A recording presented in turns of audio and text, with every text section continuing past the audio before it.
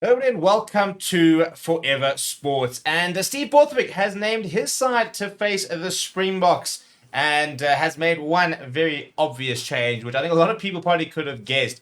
And he has obliged with a change in fullback. Apart from that, England going very much with continuity, which we kind of expected as well. They've been naming very similar sides throughout this Autumn Nation series, and not that many changes. Most of them injury enforced, in fact, if we look at the side for the Box this weekend, which I suppose makes it, from a Box perspective, quite an easy team to sort of analyze and understand what the Box are in for. And, not to say that suddenly makes it a much easier game, but no sort of surprise being sprung by Steve Borthwick. And I think there is a certain amount of growing tension with regards to the predictability and the sort of conservative approach that Steve Borthwick has at times. And it's interesting to know that, it's one of those things you always get criticized when you lose. And they've lost two in a bounce, which means they're under a lot of pressure. But there haven't been terrible performances. Yes, you shouldn't be losing to Australia, for example.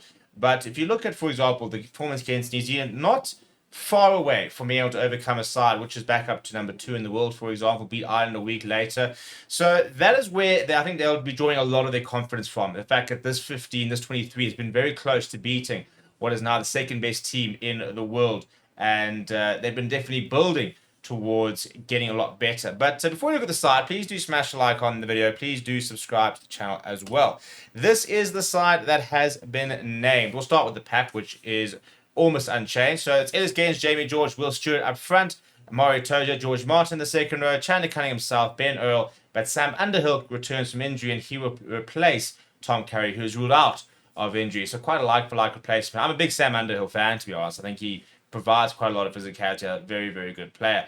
In terms of that pack, Ellis Gaines, Will Stewart, they're going to have to step up scrum time. That is going to be their big task for the day, because South Africa have selected probably their three best scrummaging for front rowers we have. Volko Low, Oxenchair, Bongi Manambi. There is just so much scrummaging power, and then you've got, 240, 200, almost 50 kgs behind them in Archie Snyman and Eben Etzebeth, maybe even 260 kgs. So it's a very big tight fight from the Box. They're going to have to keep it. Chandler Cunningham himself has been very good form. He has scored a couple of tries in the last few weeks, looking very, very good, very much sort of adapting and becoming a mainstay in this England side. But Ben Earl is going to have to do a lot of carrying as always, but he's going to have to make sure that carrying is very effective. We've seen him a lot in the centres, for example, but a lot of these players are players that like to sort of operate in the fringes. And I still think that, they're missing that really big number. For them would be number sort of 6 type of PSA at the presence. Someone who's going to really carry strongly in the tighter phases of the game, which is not really where the England loose forwards tend to operate. Jack van Portby comes in, and he was number 1 starter really for England before the World Cup, and that injury ruling him out. So he comes back in. Ben Spence drops out of the 23 completely. Marcus Smith is back again. He is the danger man for England, and a lot of people speaking about the fact that Steve Borthwick needs to start adapting the tactics to try and play more into Marcus Smith's hands, who is an X-Factor type scrummer. I think played a part in 3 tries last week. So he is the wild card really for England. If he plays well, England can be in the game. If he has an off day, I think England will struggle. In the centres, Henry Slade, Ollie Lawrence as usual, but it's a new look back 3. Tommy Freeman moves to the number 14 jersey. Ollie Sladeton will start because of the injury to Emmanuel Ferro-Bosi. But the big predictable selection is Freddie Stewart comes in at 15. We know that Steve Borthwick likes to kick. The Box obviously also known for the kicking game. And this is one of those selections you could have bet your house on to come back in, especially with the new laws, for example, to make the kicks more contestable. They were always going to go back to Freddie Stewart. And the way I look at a team, for example, is an opposition team. Is I look at players who might make me nervous, for example, players who might scare me. And I've been a big fan of George Furbank. I do think he's got a way to go in international rugby. But I personally prefer to face Freddie Stewart than I prefer to face George Furbank after watching the last couple of weeks and the likes. So look, not to say that Freddie Stewart might not have a fantastic game this weekend. I mean, he had a fantastic start to his England career. He's still so young. And I think maybe that was kind of the issue. He sort of started really well.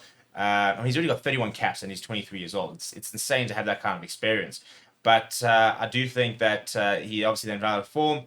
and people kind of maybe discover he's maybe a bit one-dimensional, and confidence I think plays a big role. So he'll be the one that South Africa will try and target this weekend, because if they can get him off his game, then I think that's a nice way to try and sort of really get into his England side.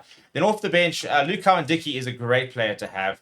Finn Baxter, the youngster, him up against Vincent Koch will be an interesting one. And then Geo Stennekamp has had some good goes this year. He's up against the veteran, that is Dan Cole, off the bench. There's also a 5-3 split. Nick Isekwe and Alex Dombrandt will be the lock and loose for replacements. Harry Randall will come off the bench next to the experienced George Ford, who's not had kind of 2 off games in a row, really, for England. Lots of calls for him to be dropped, so lots to prove. And then Tom Roback, who's just had the 1 game for England, comes into the side as well. So a bit of an experience in a couple of key positions for England on the bench for a point of view, but still decent side. And they're a side that sometimes can cause the Boks, problems, but I look at that pack and I think the Boks going to have it pretty much under control. Let me know what you think down in the comments below. Smash the like on the video. Subscribe to the channel as well.